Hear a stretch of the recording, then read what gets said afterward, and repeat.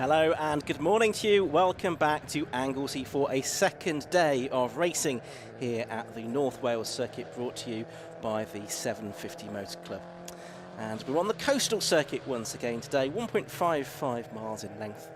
My name's Ian Soman. Andy McEwen will be alongside me in the commentary box, and we'll also be hearing from Kieran Mogg roving around Parc Ferme and the pit lane a little bit later on. Confirmation of the layout that we're on today. It brought us some great racing and some great views yesterday, and we're looking forward to much more of the same today. Fantastic action we had, and we've got another 10 races coming up today for you. What's the weather got in store for us? Well, a bit like yesterday, it has started damp. I think it is still just about raining at the moment. That's going to last for another hour or so, we think, but it should then dry up. It's not going to get especially warm. We had quite a strong breeze yesterday. I can hear a bit of a breeze on the camera, on the microphone, but as you can see, the grass isn't blowing quite as vigorously as it did yesterday, so not quite such a strong wind as we had yesterday afternoon. As I say, 10 races that we have for you today. We're going to be getting underway very shortly indeed, but we've got racing from the Lancang Sports 1000 Championship featuring Cup 200, the Tagiwa Type R Trophy.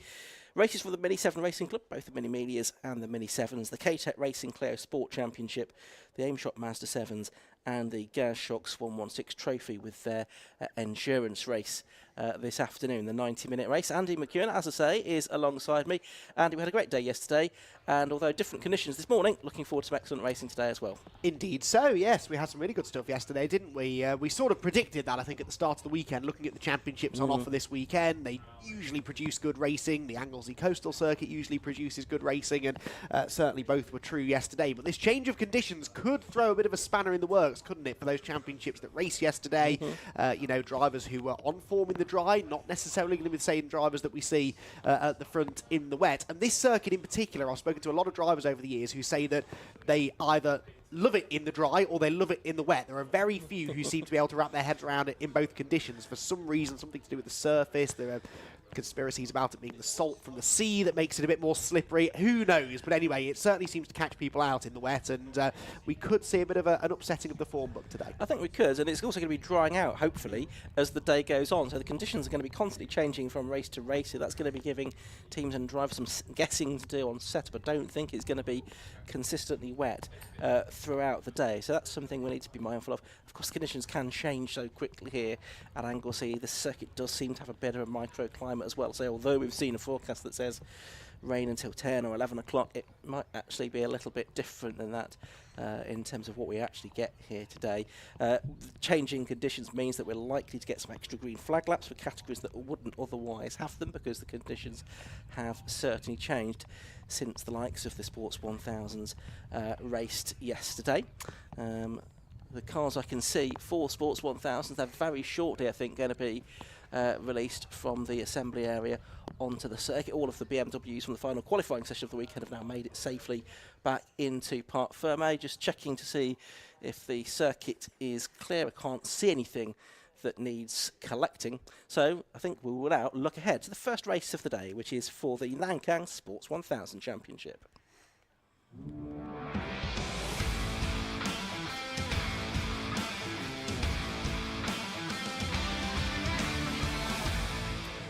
And as the cars are about to be released onto the track, let's just tell you how the points look after yesterday's race. So Ryan Yarrow now has quite a big lead in the championship. He has 146 points, Carl Austin 106, Paul Rogers 104, Colin Chapman 101 and Charlie Slatton 97. So a big lead for Ryan Yarrow, but very close behind him. And in Cup 200, Mike Whiteman-Hayward has a 5-point lead now in that championship over Dave Watson. The cars coming to the grid with the starting order determined by fastest laps in yesterday's race, I think. And so let's have a look at how they are going to line up on the grid. You can see Ryan Yarrow there on pole position in his number 54 Spire GT3S. He was yesterday's race winner. And beside him is the man who was runner-up yesterday, Richard Webb, in the number 8 car. And in yesterday's race, there was a bit of a controversy, if you like, because there was some passing behind the safety car. Richard Webb passed Ryan Yarrow, but the officials looked at that and determined that there was mitigating factors, so there was no a penalty applied to Richard Webb's race result, although I think he did get a couple of points on his licence.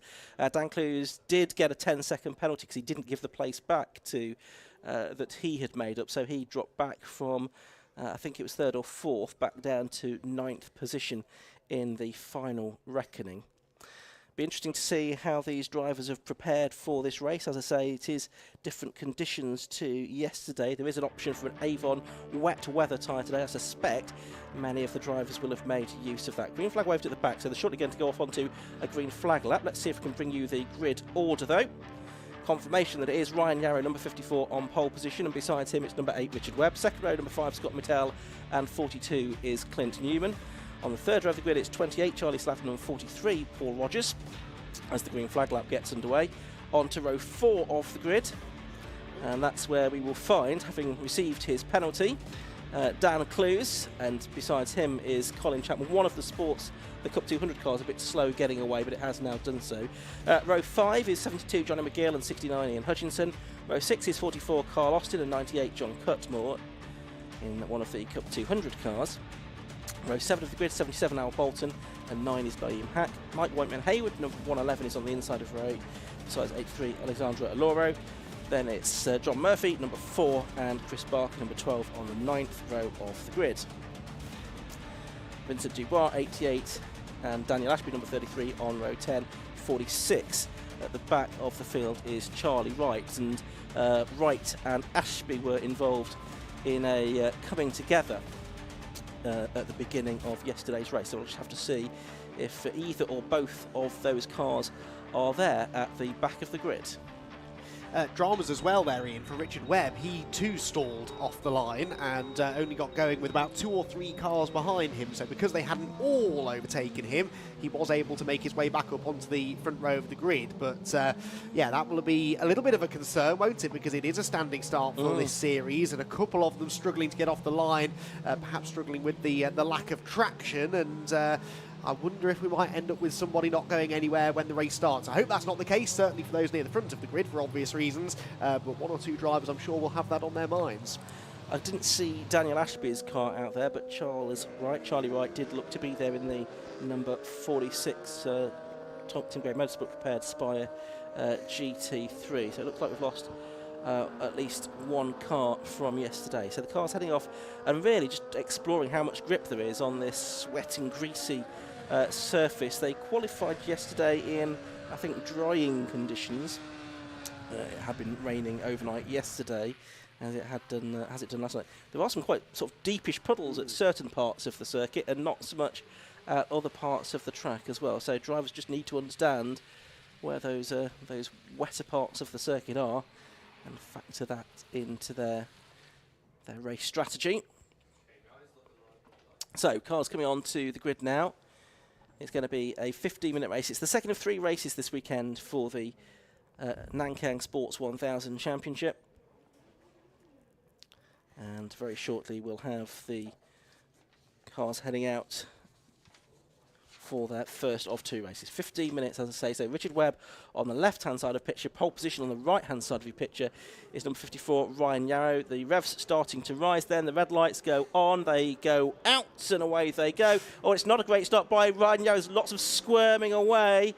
It's ultimately Yarrow that does get into the lead, and Webb follows him. Scott Mittell is there in the Mittell, almost getting into the back of Richard Webb's car there through target for the first time. Looks like some of the Cup 200 cars have actually made quite a decent getaway in these conditions. It looks almost side by side for the lead round banking, and Ryan Yarrow spins from the race lead, and he's going to go right to the back of the field here before he can find a space to rejoin. So the championship leader by 40 points coming into this race really does have his work out. Colin Chapman there making a move in the number 63 car. He's got ahead of the number 42 car of Clint Newman. Now, as they're making their way along the backstretch, Dan Clues, I can see he's making up ground. Of course, he started a bit further back down the order for this one. Up towards Rocket they go for the first time, and that's Clint Newman trying to get a place back on Dan Clues. So Spire against Mittell up there, and it's the Mittell on the No, he loses out in the end to Clint Newman, as they'll now be heading up to the right-hander at Peel before they drop back down through the corkscrew. It's Clues trying to come back there at Clint Newman.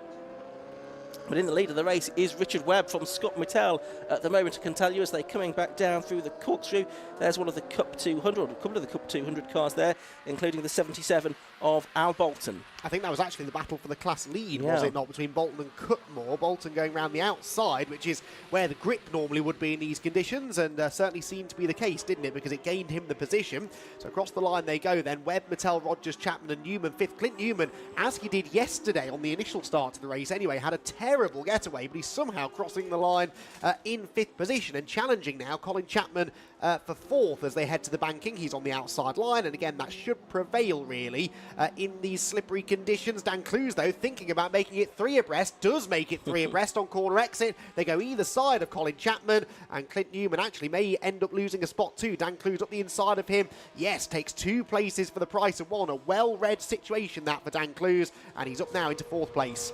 Leaders are heading up the hill. They're quite close, but this is quite close as well. The battle between Clint Newman and Dan Clues. They've both got ahead of Colin Chapman, so this is for fourth position.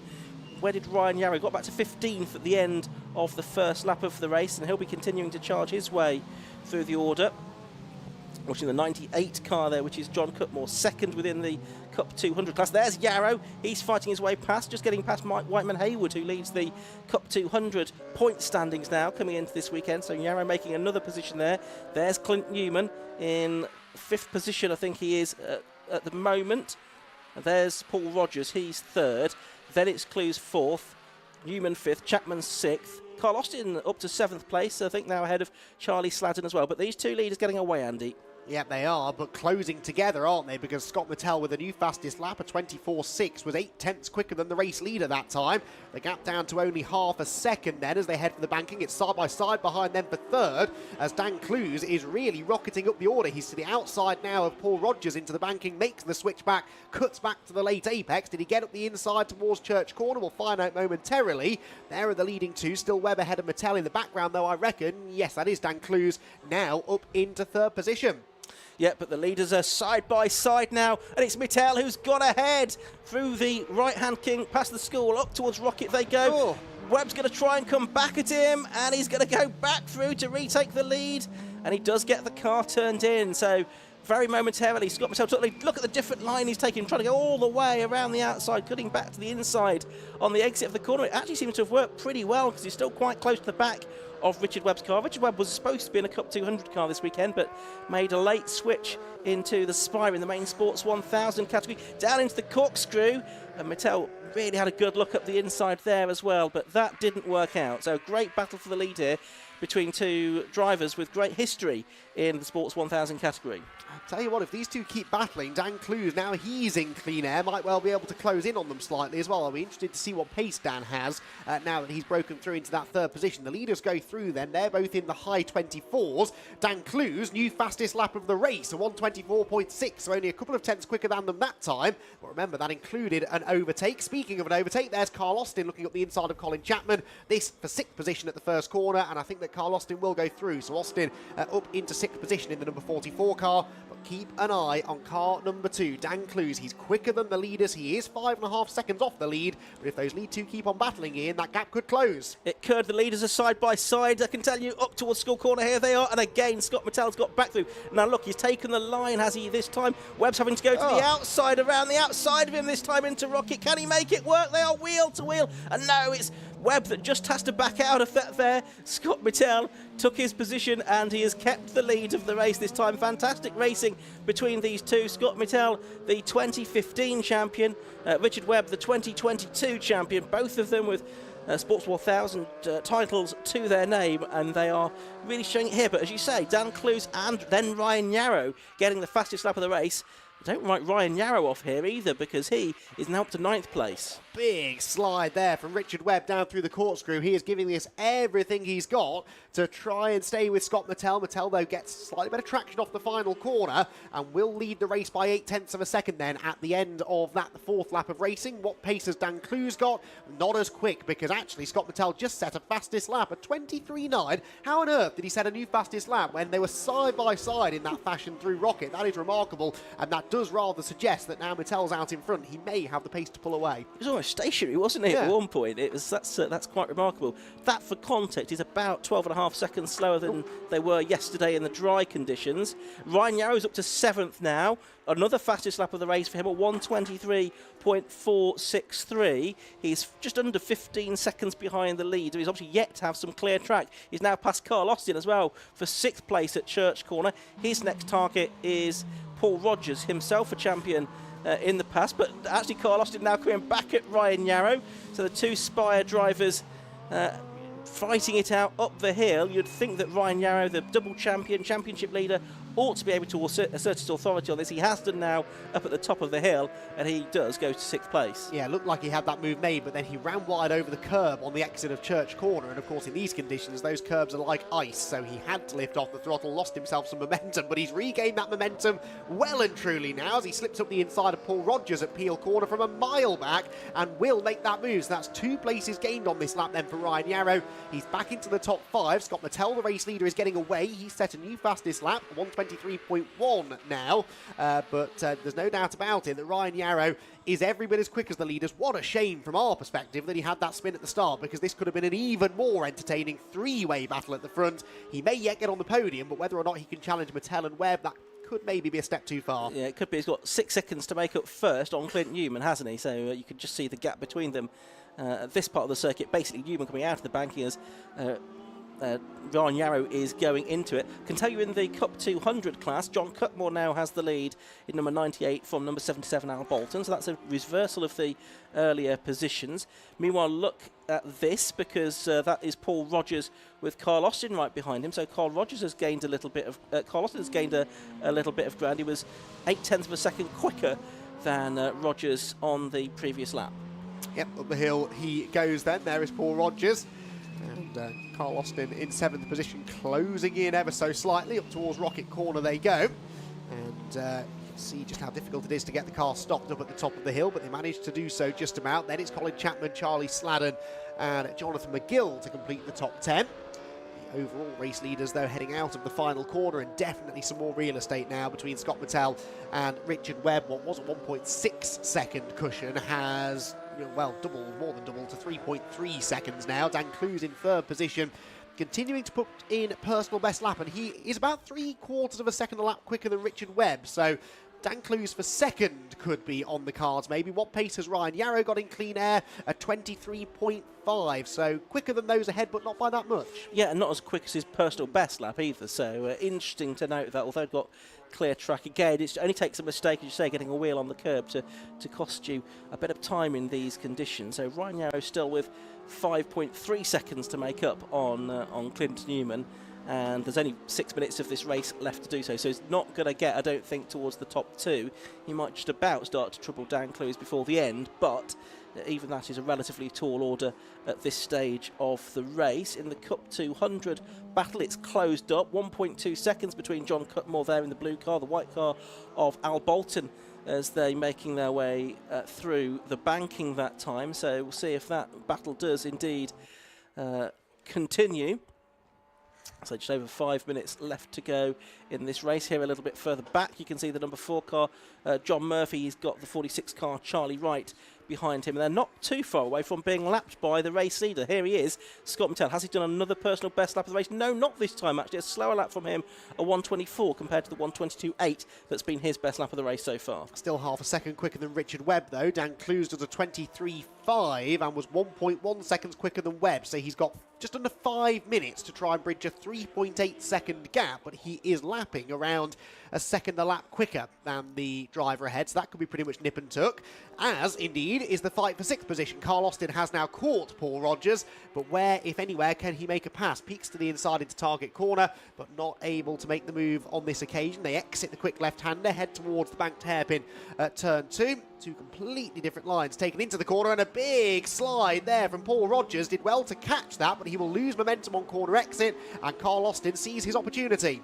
Yep, so this is for P6. Austin up the inside, the man from Devon.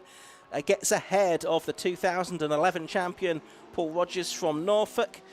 Can he hold on to it? They've both avoided that slippery curb at Church Corner, heading off now up the hill through that right-hand kink, and then they continue to climb and climb and climb. Then they get on the brakes for the left-hander up at Rocket. There they are, turning their way through the left-hander now, and now heading towards the right-hand element of the corner, and then on to another slow right-hander at Peel.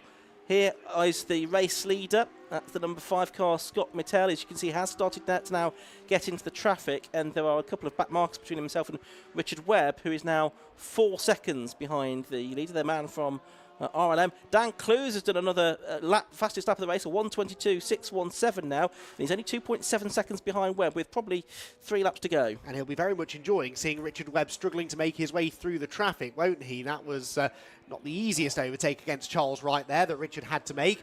Meanwhile, the Cup 200 leaders were side by side when they last left my view up at Peel. As they come back into sight out of the window, I can see it's still Cutmore ahead of Al Bolton, but Bolton definitely taking the fight now to the number 98 car. They're about to come down into the final corner, and there are only a couple of cars lengths between them.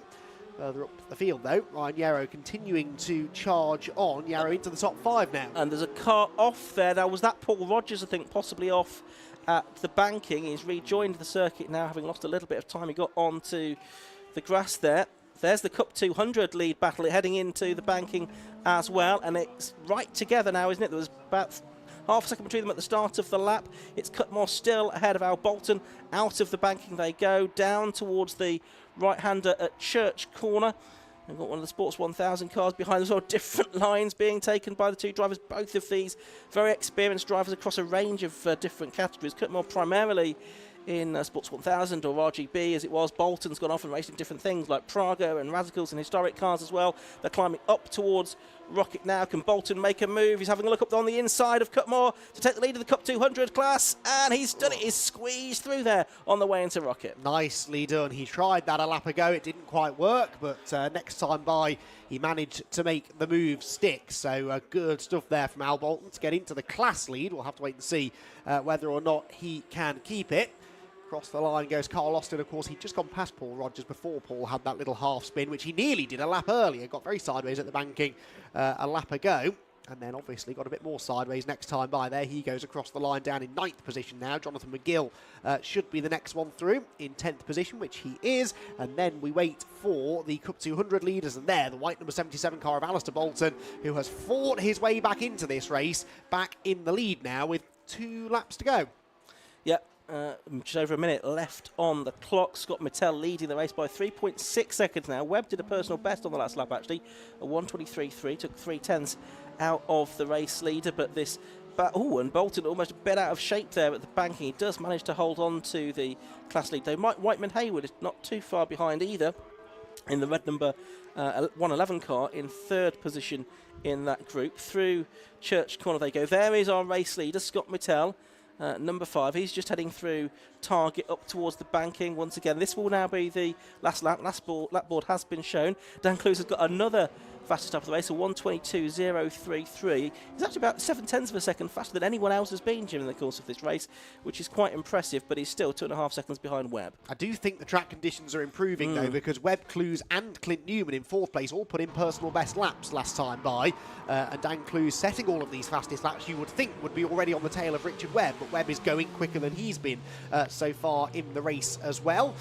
There, slipping up the inside is Scott Mittel, putting a lap on the number 9 of Nassim Hack, and into Rocket. He makes that move stick cleanly, and is now less than half a lap away from the victory. But in these conditions, you've got to keep your wits about you, even in the closing stages, particularly with traffic around, having to go offline to negotiate it. But he's managed it well so far. should now be on course for the win as second place in Cup 200, Ian. That could still be settled. It could, because Mike Whiteman-Hayward now is got Cutmore immediately in his sights, the vastly more experienced Cutmore, so we'll see if that's going to change. But Scott Mittell is just coming out now off the final corner up to the line, and Scott Mittell is going to take the checkered flag. There he is to win the second race of 3 this weekend for the Nankang Sports 1000 Championship. Richard Webb goes across the line in second place. Dan Clues takes third position. The top 3 covered by about 4 seconds there. Ryan Yarrow, is he going to be 4th? Yes, he is. So what happened to Clint Newman on the final lap? He's dropped a long way back. I think he must have had a moment on the last lap out of our sight, because he's fallen a long way back. So Ryan Yarrow from the back to 4th, Clint Newman 5th, and it should be Carl Austin in 6th. Yes, it's going to be. Just having a look to see if we can see anywhere on track the Cup 200 battle for second place. I think that's probably up at the top of the circuit right now. Here it is. So it's Bolton ahead of Cutmore, ahead of Mike Whiteman-Hayward, about to come down through the corkscrew for the final time in that race. So Bolton looks like he's going to win the class, as he did yesterday, and I don't think we're going to see a flip between second and third. No, it's going to be John Cutmore second, Andy, and Mike Whiteman-Hayward third. Oh, Alistair Bolton with a big slide coming off the final corner. Careful, Alistair. We've seen that bike drivers already this weekend. A real run to the line, actually, between Cutmore and Hayward. Only 2/10 between them in the end at the flag. But really good battling there across the Cup 200 campaigners. Helped a little bit by the fact Al Bolton had a poor start, I think, and had to then fight his way back through. But yeah, that was probably an even more entertaining race than yesterday's was, in all honesty. And in the wet conditions, you wouldn't necessarily have expected that. But Scott Mittell and Richard Webb, brilliant side-by-side battling early on. It was good fun watching Dan Clues and Ryan Yarrow come back through the field. So, yeah, entertaining stuff. It was indeed, and Scott Mittell just making a bit of a one-off appearance, I think, this weekend. Nevertheless, pleased to get a win for the Mittell manufacturer. Ryan Yarrow, not too much damage done with that 4th position. He also have a healthy lead in the championship. A rundown on those results. Scott Mittell, number 5, the 2015 champion, winning in the Mittell MC53 at the end of 11 laps of racing. As Alex Aloro, he just goes across the line now. He was very much delayed. Second to number 8, Richard Webb. Third to number 2, Dan Clues. 4th was 54, Ryan Yarrow. 5th, 42, Clint Newman. Running out the top 6, 44, Carl Austin. And it was Colin Chapman, Charlie Slatton, Paul Rogers and Jonathan McGill. They completed the top 10. Best of the Cup 200 cars was Alistair Bolton in number 77. 11th place for him, ahead of Ian Hutchinson, John Cutmore and Mike Whiteman-Hayward. And I think we then had in 15th place a very late finisher in the form of Alex Aloro. The rest a lap down, Naeem Hack, John Murphy and Charlie Wright. But I think we had all 18 starters make it to the end of the second race of the weekend for the Nankang Tyre Sports 1000 Championship, featuring Cup 200, and they are back out again a little bit later on in the day. But for now, we're going to head down to the Park Ferme area, and for the first time today, we're going to speak to Kieran Mock. Well, you know what they say, rain is the great equaliser, and it sure was today. And Scott Mittell is on top with the number 5 here. And we'll go and grab Scott over there, he's just chatting with his team. But if we can just jump in here once the cars have gone past.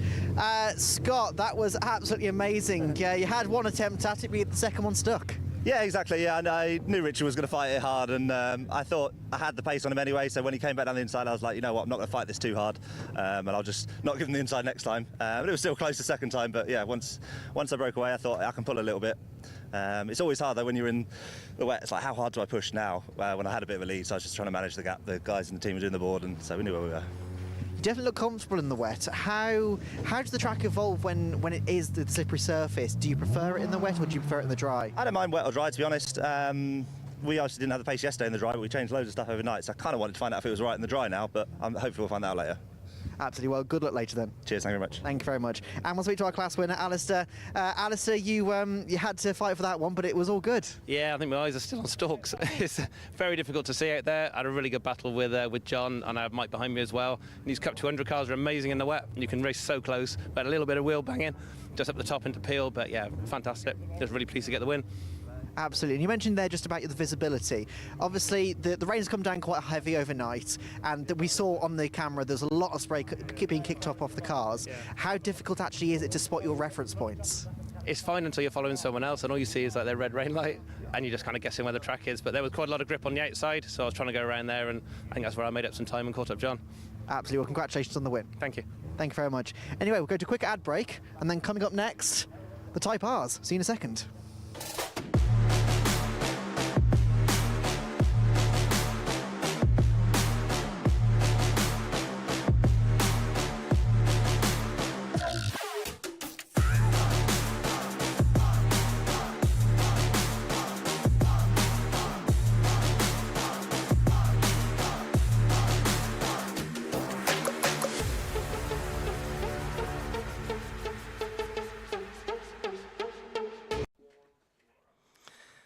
So the cars lining up on the grid for the second of 3 races this weekend for the Tagiwa Type R Trophy, and it's a partially reversed grid from the result of yesterday. The top 10 out of only 13 finishers have been reversed, and so we have a very interesting lineup on the front of the grid. Let's have a run through it for you now. Pole position, I can tell you, is the number 92 car. That is Adam Parker, the teenager. Besides him is number 374, which is Kai Lindsay, I should say. It's Richard Lindsay, number 74, on the inside of the second row of the grid, besides number 61, James Delisle. 95, Ben Seabold lines up on the inside of row 3, besides number 19, Ollie Musgrave. Onto the fourth row of the grid, that's Joseph McMullen in number 11 and Joe Jessup 28. Don de Graaf in 15, and yesterday's race winner, Matt Wilkins, number 86, on the fifth row of the grid. Then on row 6, it is number 94, Ursula Jordan, 26, Lee Rickard. On row 7, it's number 7, that's Andrew Idwin, and 13, Tom McFarlane, who was constantly spectacular yesterday. Row 8 of the grid, 77, Luke Emmons, and 66, Ross Borman. Row 9, 42, Trafford King, and 93, Joe Dalgano. And then rounding out the field, 18, Matthew Duffel, and 12, Richard Jones. And that is the way that this 20-car grid is going to line up. Yesterday then, it was Matt Wilkins that took the win in what was just a 4-lap race after a red flag and a restart from Don de Graaf. It was last year's champion Joe Jessup in third, but there was quite a high rate of attrition, 7 non-finishers. The point situation now coming into this morning's first of 2 races today for these cars. Matt Wilkins has a 29-point lead on 173 points to Joe Jessup's 144. Don de Graaf has moved up into third place ahead of Ollie Musgrove with Joe McMullen in fifth. But yes, yesterday's race, Andy, was a little combative, wasn't it, at times? Bruising, wasn't it? I think 1 or 2 of them were left licking their wounds after yesterday's race, but you know, it's the nature of a closely matched field like this, I suppose, and a lot of the dramas seem to centre around the braking zone into Rocket, which is always a bit of a trouble hotspot here at Anglesey because it's such a high-speed run uphill, a steeply uphill braking zone as well, which sort of goads you into braking a little bit later maybe than you should, and yeah, perhaps not too surprising that we had a few clashes up there, but the rest of the race was really very entertaining, wasn't it? Matt Wilkins and Don de Graaf very evenly matched at the front of the field, but now they've got work to do. They've got to try and overtake some of the drivers that they beat yesterday, and in these conditions that becomes even more tricky because in the wet there is usually one definitive quick line as the drivers, as you can see, are beginning a second green flag lap because of the change of conditions from yesterday. But yes, because there is one definitive quick line around the circuit, it can make overtaking a little bit tricky. So yeah, those who were at the front yesterday should be able to march back towards the front again in this one, but they'll have to be careful. That's right. Adam Parker, though, the driver on pole position in the number 92 car. Just some information about Adam. Unfortunately, at Coombe, which was the previous meeting for this championship, they lost the engine there. A conrod went through the front of the engine and sort of made a bit of a mess, as it would.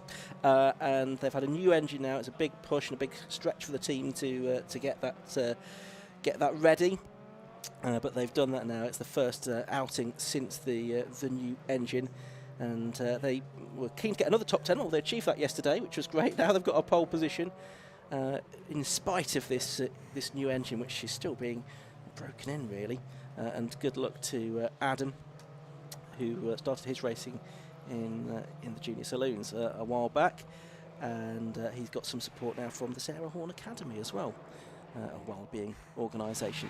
So that's Adam, who's going to start on pole position. The drivers we've got to watch, though, are those that finished at the back end or started at the back end of the top 10 because they finished in the first few positions yesterday, including Matt Wilkins, the championship leader. He's had a pretty strong season so far. He's had 3 wins now this year. Joe Jessup has had a couple. Wilkins has won each of the 3 venues we've been at so far this season. Got the onboard camera there on Ross Borman, number 66. Now, he was one of the drivers that failed to finish yesterday's race, so good to see Ross back out there.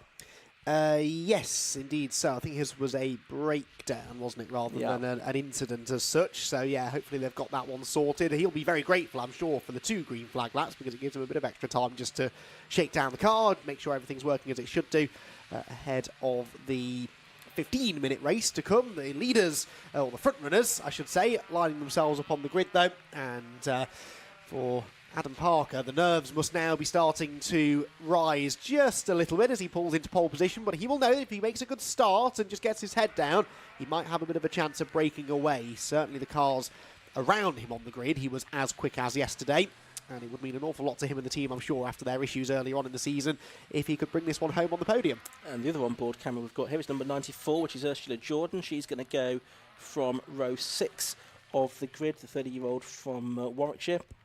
And a new car for this season, a real family effort to put that car together. It's the sort of 2-tone blue car, which you'll see during the course of this race. You can just see her on the right-hand side of shot, the sort of 3rd car back on the far right of the shot for those of you watching on this Alpha live stream. Wipers on the vast majority of the cars here, so clearly some rain still in the air, and I'm just doing a quick tot up. We've got 9, 10, 11, 12, 13, 14, 15, 16, 17, 18, so we've lost 2 cars from yesterday. Raid lights go out though, the race gets underway. It's a pretty good start by Adam Parker, good start too by James Delisle in the number 61 car from the 2nd row of the grid. He's got through into 2nd place. Carl Lindsay has dropped back to 4th or possibly even 5th position because the 95 car of Ben Siebold might just sneak that place away from him as they head into the banking for the first time. There's one of them a bit sideways though, that's Delisle. He's going to lose a position. I think that's Kai Lindsay going back through actually. Might well have picked up 2nd place. Oh, and now there's some contact in the middle of the field. That's De Graaf. De Graaf's involved. He's spinning around. How did he get that far forward in the first place is one of the questions. It looks like everyone is going to get pointing back in the right direction and continue, but a real schmozzle there in the midfield. And that spread the pack a little bit, Andy, as they climb up towards the scorecard. And now there's another car spinning. That's Ursula Jordan who's spinning around. She's off on the grass as well. There you can see her. And there's another car also involved as well. Yeah, Jordan is frustrated. I think we can read into that. She's pointing at somebody.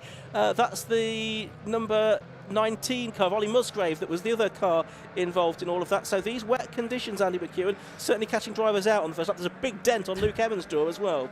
Yes, I'm not sure from which incident that one came, but yeah, messy stuff. But we sometimes see this with reverse grid races, don't we? Edmonds now under threat here as they head through Peel Corner, loses a spot to Delisle, who, as you said, had that moment at the banking and is now starting to pick their way back up through the order. The leading group, though, exiting the final corner, very, very tightly bunched. It is still Adam Parker who leads, Lindsay in 2nd position.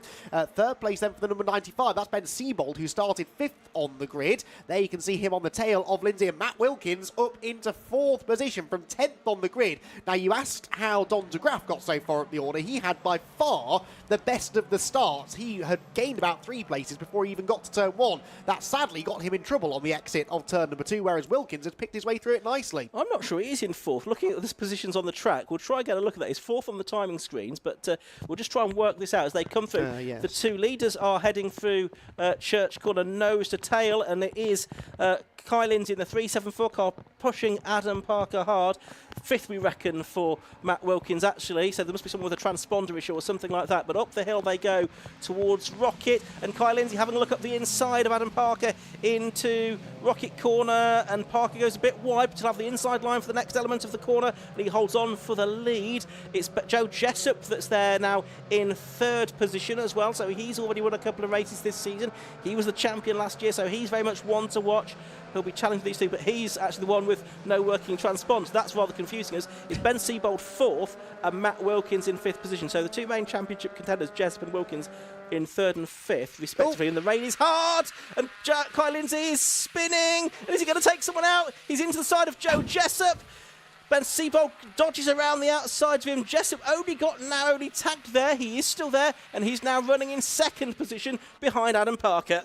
Well, yeah, that rain definitely catching people out. It is raining a lot more intensely now than it has at any point so far today. More side-by-side further back, and out onto the grass goes Borman. That was Don de Graaf fighting his way through on the inside line. So Don de Graaf with a bit of damage to the left front corner, but actually not too bad given the size of the contact that he had on that opening lap. Where is Don de Graaf? He is 8th at the end of that second lap of racing, so could still be on for a decent result here if he can stay out of trouble. But these conditions are becoming ever more treacherous now, and that limited amount of standing water that we were talking about at the start of the day is definitely increasing now as we move through this race. Joe Delgado there at the inside of Borman now into Church Corner, but the leaders, Ian, are right together. Yeah, and it's Joe Jessup this time on the right-hand side of the circuit of Adam Parker, who's just about held on to the lead all the way through this race so far. Jessup trying to go around the outside of him, but that's not worked out for him. There's Ben Seabold just behind in third place as well. Matt Wilkins, yesterday's winner, right with them as well in fourth position. Looks like Jessup has actually lost a couple of lengths on Parker through the Rocket Complex, who's driving really well here, Adam Parker, to keep these drivers at bay.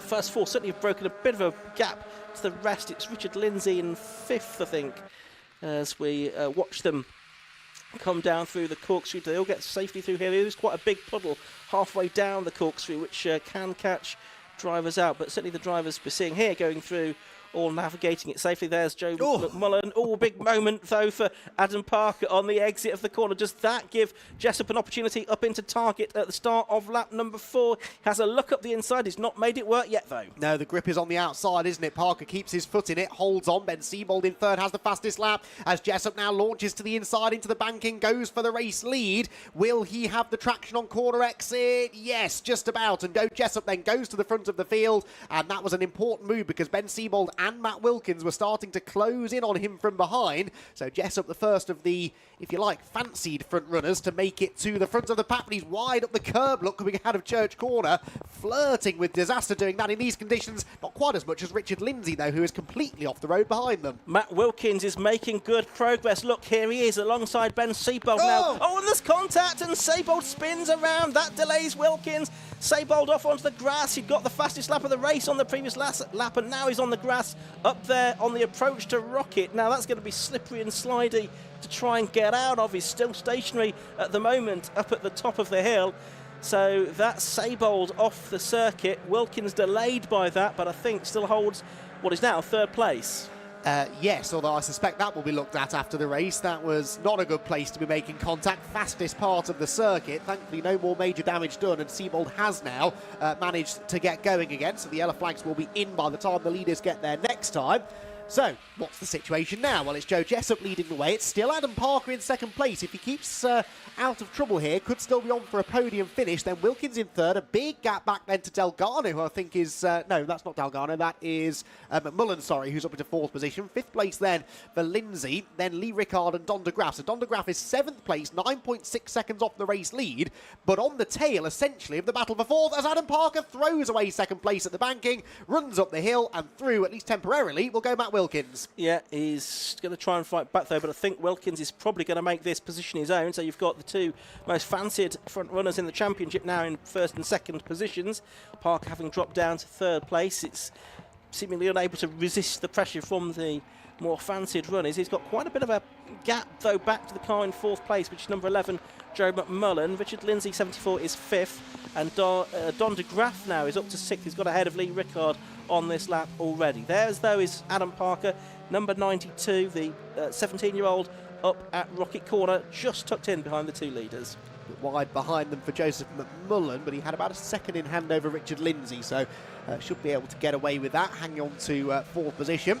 So now the question is whether or not Matt Wilkins can catch Joe Jessup. At the start of the lap, he was 2 seconds behind Jessup, but of course hadn't overtaken Parker yet. Now he's into second place, though I don't think that's 2 seconds anymore, is it? Out wide goes Joe Jessup into the entry to the corkscrew.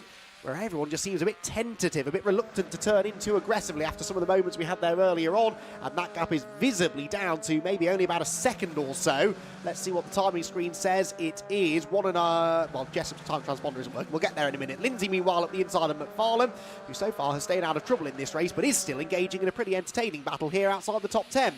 Yeah, Kyle Lindsay, of course, was battling for the lead at one point, but now well down the order in 15th position, maybe back to 14th now, actually, ahead of Andrew Edwin. But we've got 6 3/4 minutes of the race left to go, and McFarlane, who was spectacular yesterday, living up to that today. Kyle Lindsay trying to go around the outside of him. His car's looking a little bit battered and bruised from scars in this race, and now he throws it away at target.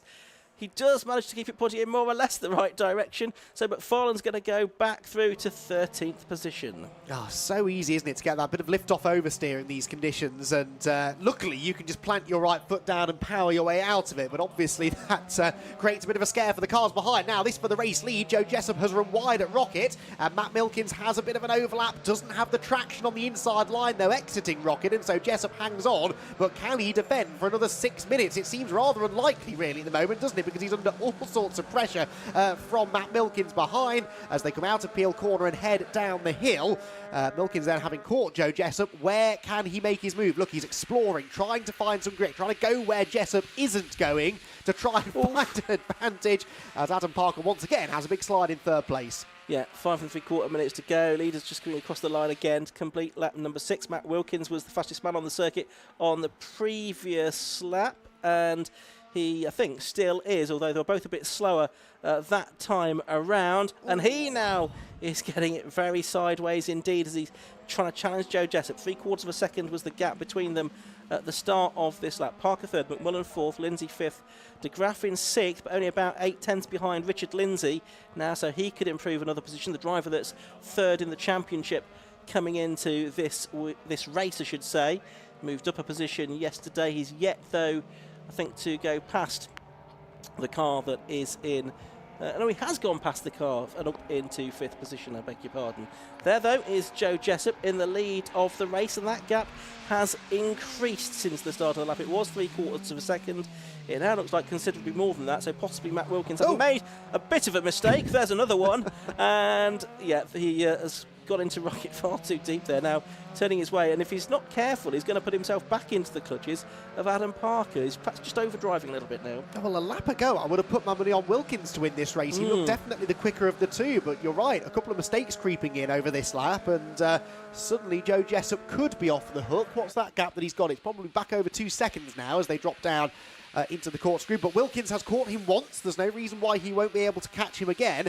Just needs to maybe stop overdriving ever so slightly. Got a slow car on the back straight though, Ian. Yeah, is that James Delisle? It is, yeah. Slowly, yeah. He's the one that's dropped right to the back of the field. He's just pulling off onto the access road to chat to the rescue unit drivers there, I think, who are stationed at that particular part of the circuit. Joe Jessop now in the lead of the race has done the best lap, a 1:31.6. For context, that's 11 seconds off yesterday's fastest lap set by Matt Wilkins. There's Don De Graaf, and he's actually still in, he's still in 6th place, isn't he? So he's not yet got past Richard Lindsay. 8/10 of a second, still the gap. He's ahead of Lee Rickard in the 26 car, but not yet ahead of Richard Lindsay in the number 74 car.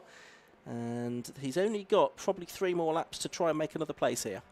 Indeed so. It was a slow lap for Wilkins. Yes, it was a fastest lap for Jessop, but it was sort of paired with a slow lap for Wilkins. So I think that's why that gap has now extended to 2.5 seconds. There you can see them splashing their way into Rocket. You can see how Wilkins got it wrong there. A lap ago, there's a lot of standing water. McFarlane's off again. Not the first time we've said that today. And spins right in front of another car. That was, who was that? Was that Idwin, I think, that narrowly avoided T-boning Tom McFarlane. And that was a very, very lucky escape with a huge tank slapper coming out of turn 1. Miraculously, I think there was no contact and both cars able to continue. These conditions aren't improving, are they? No. It is absolutely chucking it down here at Anglesey at the moment. It is forecast to stop raining at some point in the not too distant future, but I don't think it's going to affect the end of this race. Now, there's Adam Parker, number 92, still in 3rd position, looking for a podium here, which he'd be absolutely delighted by, I'm sure, with that new engine.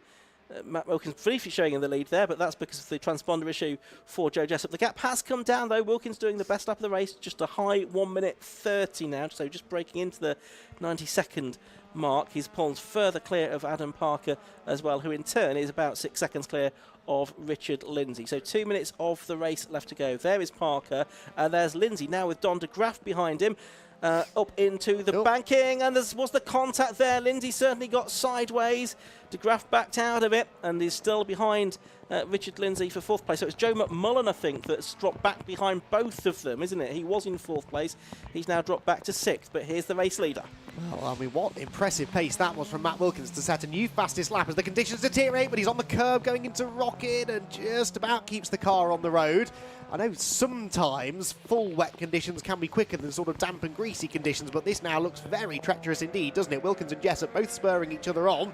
Don de Graaf, meanwhile, back up the inside of Richard Lindsay. This time cleanly gets the place away as they head through Rocket Corner. So that's 4th place now for de Graaf. Lindsay tries to get back up the inside, gives him a bit of a headbutt, maybe a bit of payback after that contact that they had up at the banking, but no harm done. Don de Graaf goes through into 4th position. We're about to start, disappointingly really, the final lap of the race though, Ian. Do we think that Joe Jessup's got this in hand? Quite possibly. As he crosses the line, there's also been a spin for there. That is Iduin off again, isn't it? Andrew Iduin, that's on the exit of Church Corner. Gap almost exactly the same as it was on the previous lap between the two leaders, just about 1.8 seconds. Wilkins crept narrowly closer as Andrew Iduin recovers here. These are the two leaders out of the banking.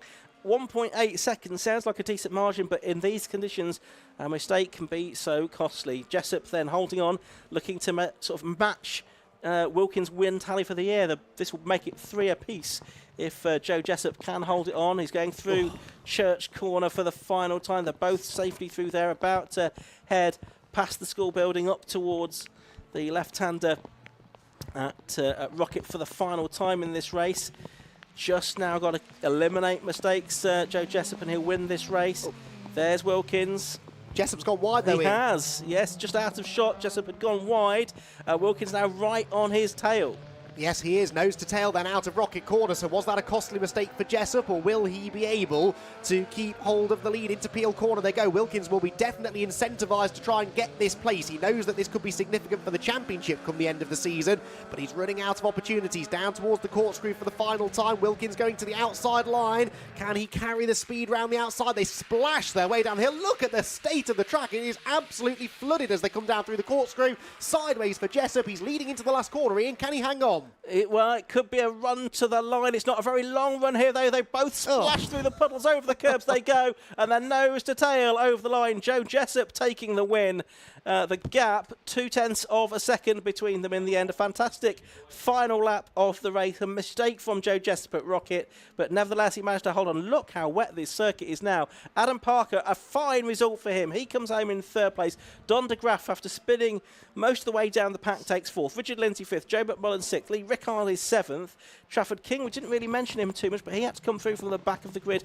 Oh, and look at that, Luke Emmons. He's had a big accident right at the end of the race. He's gone nose on into the barriers, and that is an odd place to go off. That's at the corkscrew. But we've seen so many people getting it wrong there in this race, because these cars are prone to that oversteer as you turn in, but that almost looks like he's just gone straight on. It's very early in the corner that he's gone off, and that is a fairly big hit. So the marshal's running over to check that he's okay, but for those that did manage to keep it on the island at the end, particularly whilst battling so hard, Joe Jessup and Matt Wilkins, that's one of the best displays of driving that I've seen in a long time in atrocious conditions. Not only did they keep it on the track, but they kept on fighting to the flag, and there was only 0.2 between them at the line. Brilliant. No, great racing in really horrible conditions, and one or two drivers unfortunately have fallen victim to those. I think last few cars still coming over the line. That's going to be Tom McFarlane getting ahead of Andrew Idwin after Andrew Idwin's late spin. So they're 14th and 15th. Those are going to be the final finishers.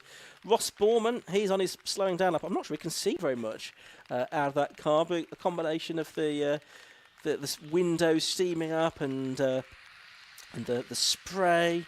and the sort of slight, I mean, it is quite bright out there. It seems strange to say. There is a definite sort of lightness in the air, which makes it a little bit more difficult to see. Let's have a look at the results of that race, though. 10 laps were completed by Joe Jessup in those extremely difficult conditions in just over 15.5 minutes, and he finished 0.231 seconds clear of Matt Wilkins in second place. Third place to number 92, Adam Parker. Fourth to number 15, Don de Graaf. In fifth place was number 74, Richard Lindsay. Sixth was number 11, Joe McMullen. Then it was Lee Rickard in 7th, Trafford King in 8th, Joe Dalgarno in 9th, Ross Borman rounding out the top 10. Then Ollie Musgrave, Ben Siebold, Kyle Lindsay and Tom McFarlane. Just one other finisher.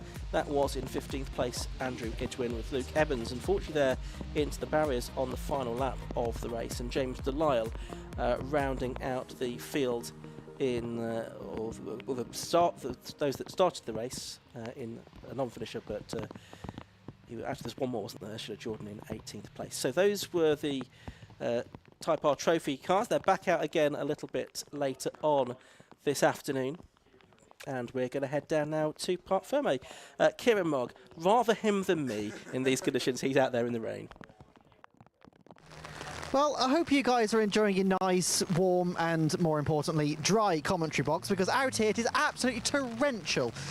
But we're going to speak to our race winner, Joe. That was, get onto here for you. Yeah, sure. That was absolutely mental out there. Oh, it's crazy. It was crazy. So it was sort of all right at the beginning, and then the rain started to come down, kept losing it up to the sort of last corner up the hill. I could see Matt catching me up there big time, and then I sort of just tried to stay on the track and just keep the gap and come home for the win. It looked like a lot of drivers had a lot of trouble staying on the track. Is it difficult to keep it on the black stuff in this car? Yeah, I mean it is. It is. So it sort of aquaplanes down the straights and things like that. So you've just got to be careful with it. But the boys at DH Racing and Danny, they've been working on it so hard this weekend. So it's great to bring back a win for them. Absolutely. Well, congratulations and good luck later. Cheers. Thank you very much. We'll speak to our second place, Matt Wilkins. Matt, you were really pushing there. Nobody can take that from you at all. Yeah, it was a tricky race, real tricky conditions. Got worse through the race, but yeah. I'm happy with that from 10th. Yeah, definitely. And one thing that I noticed as well is that a lot of drivers are taking all sorts of different lines. In the wet, the outside line tends to be at the sort of advised line, yeah. But a lot of drivers are also taking the inside line. Did you find that one sort of worked over the other? I found the racing line still had a bit of grip, but it's just locking up into the corners has happened a lot. You know, it was pretty tricky. Yeah. Tricky conditions. Quite a lot of damage again, unfortunately, but it's the weather conditions. Do you think you could possibly take the fight for the win later? Yeah, should be good starting P2, so all good. Look forward to seeing it then. Cheers, mate. Thank you very much. And we'll speak to our third place man, Adam Parker. Adam, you had to fight for that one. Obviously a bit of a battle with Matt as well. How was it out there? Very wet, but it was fun. You'd be sideways on most corners, but holding it and keeping it there was the funnest part of it.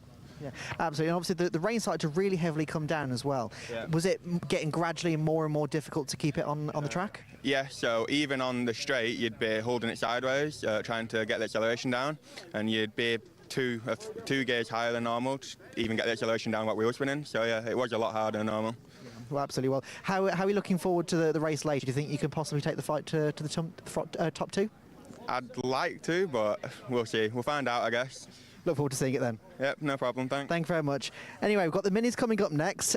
The rain has momentarily sort of subsided, but we're going to a quick ad break, and then minis coming up next. Don't go anywhere.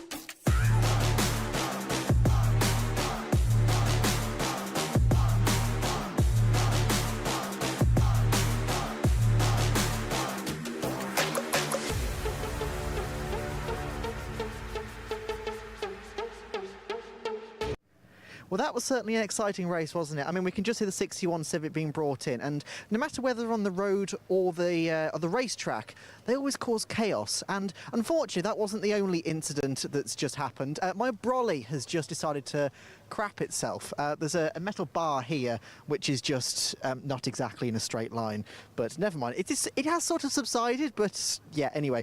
But we're in the assembly area now, and if we look here, there is just this massive puddle. This drain is working overtime to try and get the water out of this area, and also a little bit of oil. I'd imagine that's probably come from the BMWs. Anyway, we'll try and chat to some drivers, and we'll speak to Mr. Jordan over here. We had a chat with him yesterday, obviously one of the front-running guys. If we can just jump in here a second.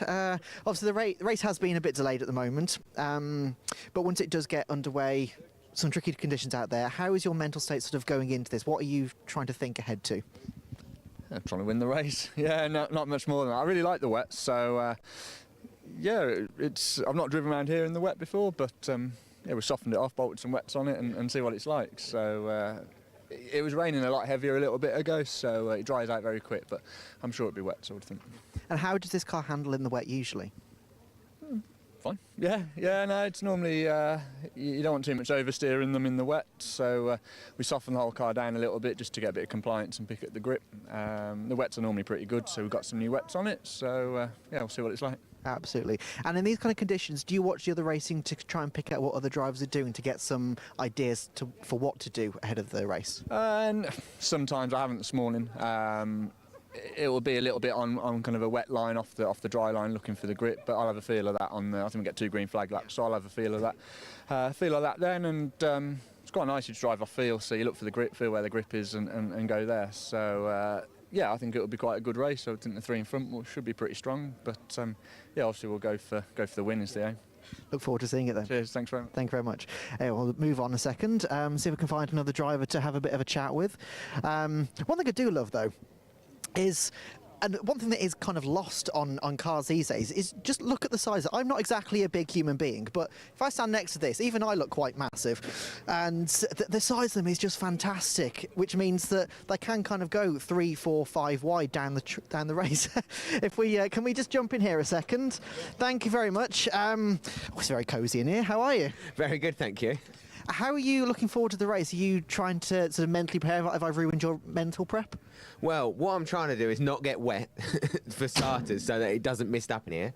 But the rain seems to be holding off now, so I think it's just going to be a bit slippy and, yeah, give it our best shot.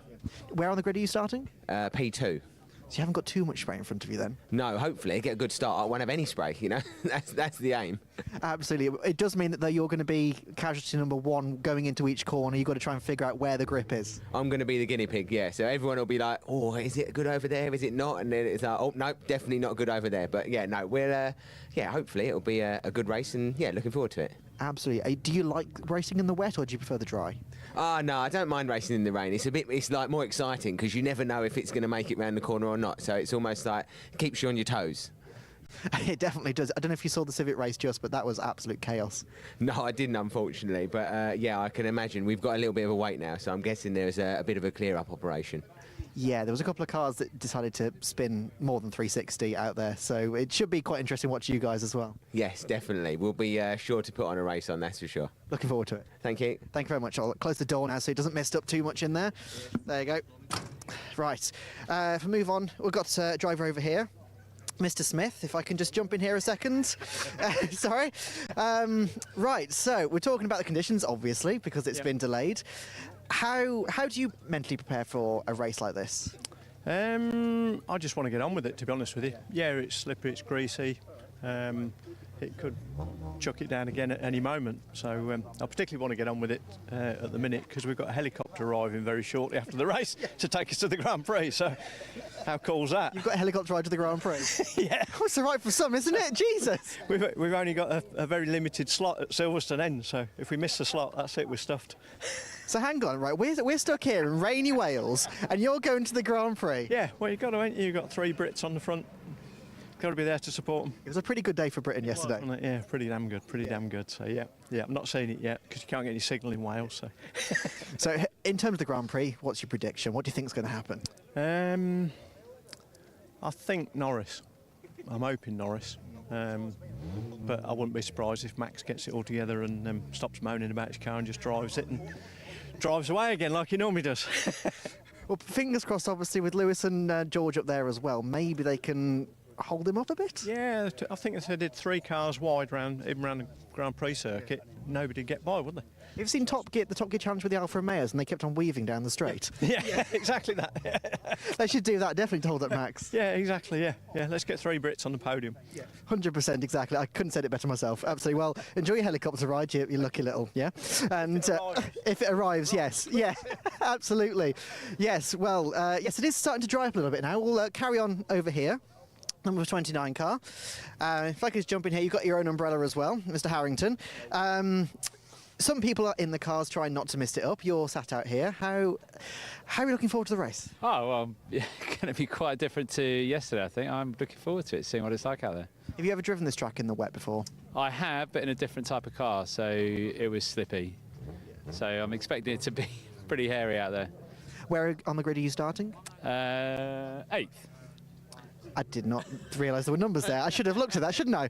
Yeah, they don't get numbers, but you know, maybe a bit further back we do get numbers. So you'll be right in the spray then. How do you try to pick up your reference points when you're in the spray? Is there? I'm just going to stare at the back of Colin and hope he gets it right. That's all I'm going to do.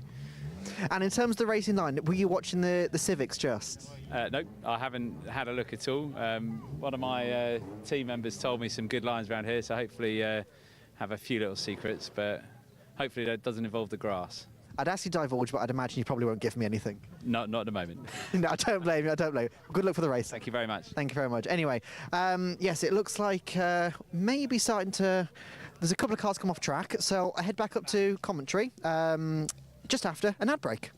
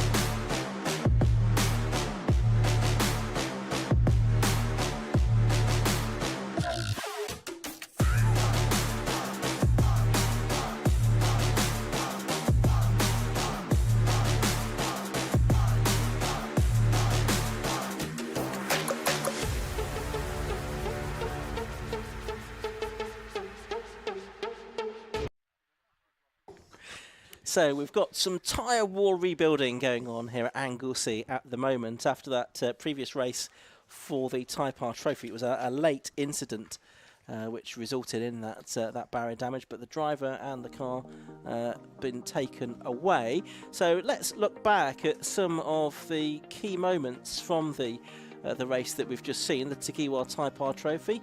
This was the start of the race, and this was when conditions probably, Andy McEwen, were at their best.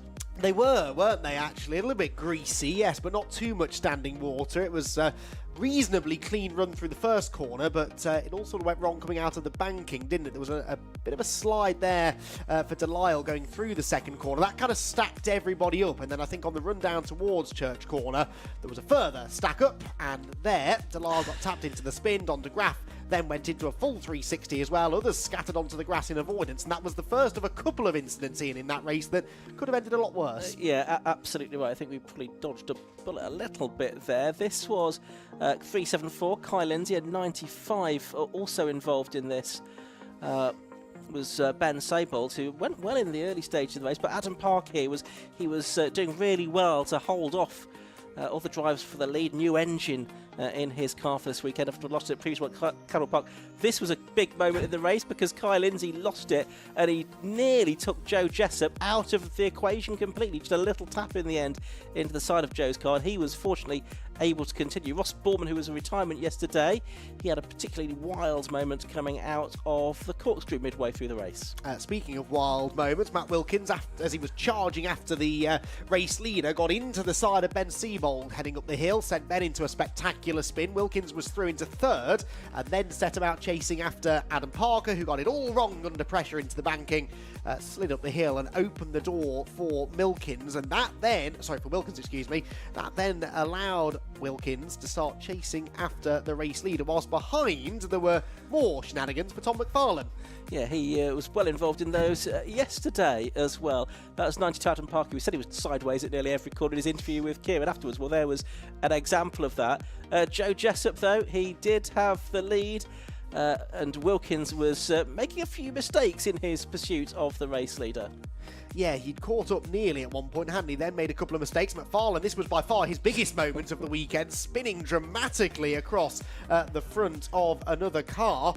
Miraculously, contact was avoided and no major damage done. There was quite a bit of touchy-feely stuff going on, though, through the midfield as drivers were really struggling to run side by side in these conditions. Yeah, and this was Don de Graaf after the early spin, getting back ahead of Richard Lindsay and up into fourth position. And here were the leaders coming over the line. It was down to less than a quarter of a second over the line after a mistake from the leader, Joe Jessup, up at Rocket Corner. So a lively second race of the weekend for the Takiwa Tyre Power Trophy. They're back out again at around about 3:35 this afternoon, although those timings might be subject to change given the delays that we have now had this morning, a delay of 20 minutes or so while the tyre wall is continuing to be rebuilt here after that incident in the previous race when Luke Emmons went off into the barrier, having sort of snapped to the right-hand side rather than to the left as he went through the first element of the corkscrew. It looks like marshals are making their way back to their posts, though, which possibly suggests, and yes, the rescue vehicle there also making its way away from the scene, which suggests we're possibly not too far away from getting racing back underway here at Anglesey Circuit. We have been looking at the weather forecast, and it looking like we might get about an hour more rain here this morning. We'll keep an eye on that, though. We'll have another short break, though, before we come back for the next race for the Mini-Melias.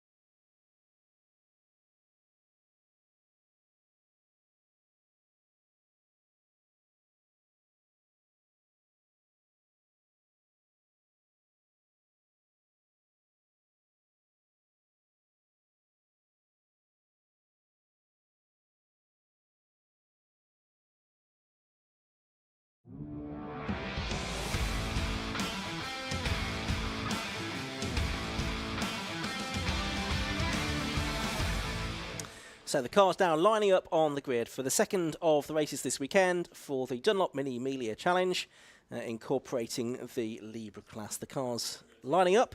They're going to get a couple of green flag laps given the change in conditions since yesterday, and then it's going to be a 20-minute race for these cars.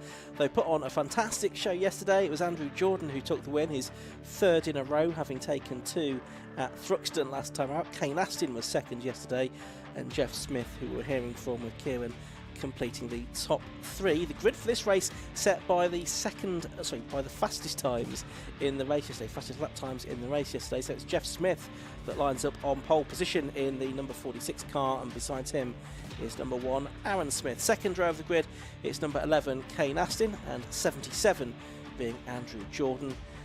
Then on the third row of the grid, it's number 53, which is Jodie Lees, and 23 Rupert Deeth alongside. On the fourth row of the grid, it's Colin Peacock in number 8, and 29 is Damien Harrington.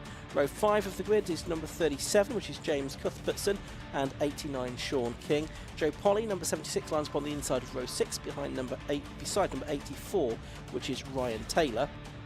On to row 7. That's where we have the 20 car of Mark Sims and 69 Tony LeMay. Philip Bolland Brown, number 5, and Peter Hills, 126, line up on the 8th row. The 9th row is 123 Hugh Turner, and 474, which is Josh Evans.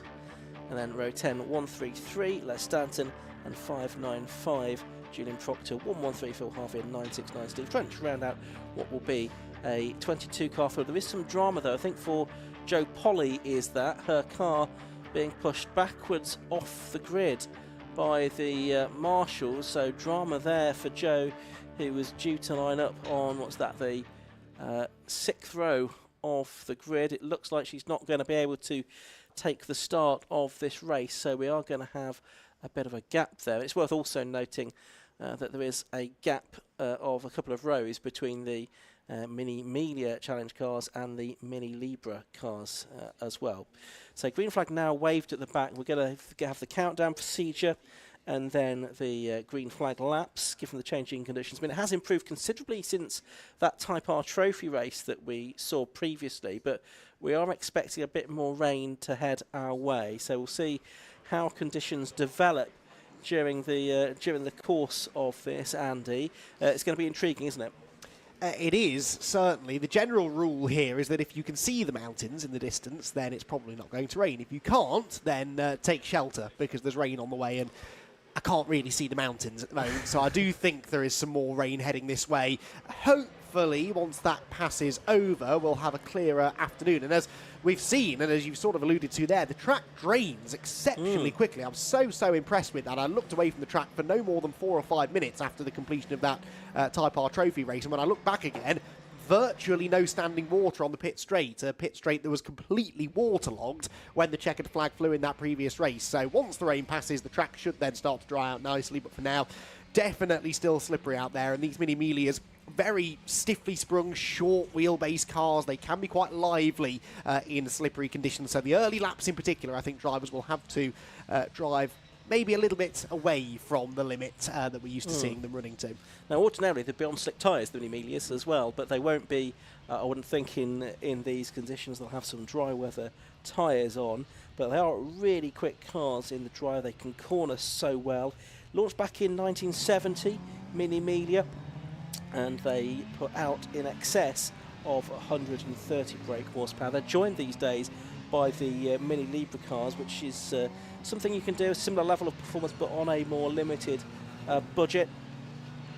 So it's for A-series engine cars, largely similar specifications, but there's various choices of cylinder head for your A-series engine, and the emphasis really on value for money within that class. And it's good to see a good number of those cars on the grid. Peter Hills taking the win yesterday, Hugh Turner taking second from Josh Evans right at the end of yesterday's race in the Libra class. Overall, it was Andrew Jordan that clung on to the win by just 0.2 of a second from Kane Astin, and Jeff Smith was third. The three of them all separated by less than 1 second. Aaron Smith right with them as well, so it was a real close run between those four for victory. Ian Curley a distance back in fifth, and Rupert Death in 6th position. Although he only finished 3rd yesterday, Jeff Smith will have extended his lead in the championship. It was just 6 points over Ian Curley, but he finished a couple of places ahead of him yesterday. And Aaron Smith 3rd in the championship coming into this weekend. Jeff Smith, not too bad a weekend for him so far in the championship. Andrew Jordan not doing the full championship. He appeared at Thruxton. It's good to have him here with us at Anglesey as well this weekend. Smith, Jordan, Aaron Smith and Kane Astin and Endaf Owens have been winners this year in Mini-Me. We've not seen too much of Endaf Owens since the opening meeting of the season at Donington Park, though, where he took the win in the opening round of the championship. But there's lots of experience, lots of past champions on this grid as well. Aaron Smith, the reigning champion in 2023. He won it 3 times previous to that. Andrew Jordan won it in 2021. Rupert Death won it a couple of years ago. Kane Astin was a champion in 2015 as well. Jeff Smith, a 3-time Mini-7 champion. So lots of experience on this grid, Andy. So they should, you would think, be able to adapt well to these difficult and changing conditions. I think it's fair to say they've probably had a few wet races, haven't they, over the years? So yes, those more experienced drivers should be pretty much at home in the conditions. They'll be using these 2 green flag laps to fully assess the track conditions, figure out where the grip is or isn't, and then applying that into the 20-minute race that's about to get underway. And a race that hopefully will include Jo Polly, after all, because the team have been working away on her car, and it's now parked at the end of pit lane, looking as though it will join the race after everybody else has gone through. So she'll be at the back, but at least we'll get a race, hopefully, as long as they have got to the bottom of the issues with that car. So the cars are lining up on the grid once again for a 20-minute race for the Dunlop Mini Melia Challenge with the Mini Libras as well. And yesterday in 20 minutes we've got 16 laps. Probably won't get quite that many today. Obviously the lap times will be that much slower in these, well, I'll say damp at the moment rather than full wet conditions. Last car's just coming into position. Green flag waves now at the back, so we're ready for the off. Revs start to rise, the red lights go on, and out they go. And let's see who makes the best of the starts. Is it Jeff Smith or is it going to be Aaron Smith? Aaron on the outside for turn number 1, but he's able to sweep through, I think, to take the lead away from Jeff into target for the first time. So it's Aaron Smith grabbing the lead at the start. Jeff Smith in 2nd place, who is going to be in 3rd position. It is all a big moment there for Kane Astin, I think that is, in 4th place. Andrew Jordan just getting past him and up into P4 as a result of that. It's the number 23 car of Rupert Death, the 2022 champion, that's there in 3rd position at the moment. Then Andrew Jordan and Kane Astin gap back then to number 8 Colin Peacock, who runs in 6th position. But the 2 leaders can tell you are going side by side as they go up the hill. Here they are, and it's Jeff Smith on the outside of Aaron Smith up into Rocket. And also Rupert Death making up some ground. Can he go around the outside of both of them? He's certainly got past Aaron Smith. He can't quite make it past Jeff Smith. He might have gone too deep into the corner. Aaron Smith might get back through. He does. Around the outside of the 2nd park of the Rocket. And now Aaron trying to go around the outside of Jeff as well. It's all happening on this first lap of the Mini Media Challenge. Yeah, brilliant racing between the leading trio. Andy Jordan is back into 4th place now as well. So it was Kane Astin who lost out, really. And Kane got by far the best of the starts, but went to the inside line. And as we've seen time and again, particularly in the wet, that's not really the place to be at turn 1. He lost momentum, lost a few places, and he is only 5th then as they drop down the hill at the end of the opening lap. Colin Peacock looks like he's there in 6th position. And then in 7th place, James Cuthbertson, who started 10th, so he's gained a few spots from where he started. But Jeff Smith leads at the end of the opening lap, with Aaron Smith tucked right up behind him, then Death, then Jordan, and then Kane Astin, side by side for the lead as they head into the banking, nearly side by side anyway, as Aaron Smith looks for the wide line in to take the tight line out and carry the speed towards Church Corner. Now, yesterday and in the dry, we saw actually quite limited overtaking, really, by Mini Melia standards. Oh, well, it's a big slide for Rupert Death. He's off the road completely, manages to keep it pointing in the right direction. He will lose a load of places, but that could have been an awful lot worse. In the wet, I was about to say, though, Ian, it looks as though there is at least the prospect, isn't there, of a bit more side-by-side racing. Absolutely right. Up to Rocket they go, and it's Aaron Smith around the outside of Jeff Smith. Can't quite make that work, trying to get the cut back now, go around the outside of the 2nd part of the Rocket sequence, but that doesn't work either. The 2 unrelated Smiths are nose to tail at the front of the field. Rupert Death was in 3rd position. He's dropped back. So that should be Andrew Jordan. Yes, it is now. That's up into third place. Kane Aston fourth, and Colin Peacock up into fifth position as a result of all of that. So wet weather not proving to be a barrier to some good battling here. Although as that rain I can start to see falling again. So we'll keep an eye on the conditions evolving over the next 17 minutes or so. I think you're right, though. Definitely some raindrops falling up at the corkscrew. Headlights ablaze for the leading two, though, as they head through target corner at the beginning of lap number 3.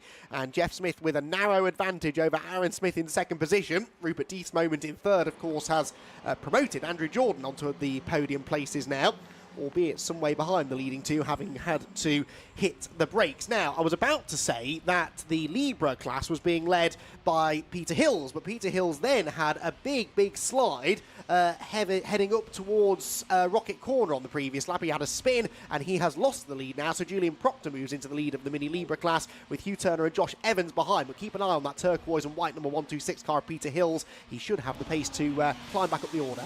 Here's the battle between James Cuthbertson and the recovering Rupert Deeth. Up the inside he goes into Rocket for 6th position. So champion from 2 years ago claims the place back. And his next target then is going to be Colin Peacock, number 8, who is another experienced driver, long-time competitor in the Mini Media Championship. Rupert Deeth there turning his way through Peel, and already he's almost on the back of the Colin Peacock car. There's James Cuthbertson in number 37, having just been vanquished. Leaders still close together, the two Smiths. They were separated by 0.4 of a second at the start of the lap. It might even be a little bit less than that now as they come up and over the line this time. 0.385 seconds becomes 0.226 seconds, and that's because Aaron Smith in second place has done the best lap of the race now. So it's narrowed the gap a little bit to the XBTCC racer. Up towards the banking they go for the 4th time in this race. Slightly different lines being taken by the two of them. Andrew Jordan letting the back of the car step out a little bit in 3rd place. He's not really in touch with the leaders. Rupert Deeth actually has just come through and done the best lap of the race now, a 1:21.704. So he's got the bit between his teeth as Deeth, and he will be trying to get the place away from, in fact he's already got the place away from Colin Peacock. So his next target is Kane Aston, 2 seconds up the road. Yeah, so he's in some clean air now, maybe able to go even faster as a result. The leaders head towards Rocket for the 4th time. And Jeff Smith now seems to have an answer, doesn't he, for Aaron Smith. He's defending that lead pretty successfully every lap up at the top of the hill, and manages to keep Aaron Smith at bay. Andrew Jordan definitely closing in on this lap, though. He was within slipstreaming range up the hill. He's pulled away from Kane Aston, who for whatever reason in this race just doesn't seem to have the pace, does he? Kane Aston finished 2nd yesterday and ran Andrew Jordan very close to the flag. The same not true, though, so far in race 2. Here's the battle for 2nd place within the Mini Libra class. It's the red and green car. Nice livery there on Hugh Turner's car. Josh Evans, who's done much of the winning in the Libra class this year, just behind him in that sort of lime green number 474 car. There's the 126 car as well of Peter Hills, the man who won yesterday that Andy was mentioning, sort of pale blue car. Rupert Deeth did another best lap of the race, a 1:21.358, another 10th or so faster he has gone, and he is now less than a second behind Kane Aston, who's, as Andy says, not quite in top form in this race. Meanwhile, this battle for 2nd amongst the Libras continues. Evans, as yet, unable to do anything about Hugh Turner. Just having a look at the lap time for Peter Hills that time, and he's actually lapping slower than the two in front of him, so possibly his setup not quite right for these conditions. Interestingly, though, Rupert Deeth half a second quicker than leader Jeff Smith, which does rather suggest he might yet have the pace to catch this leading trio if he can get past Kane Aston. The leaders then head through Rocket once again.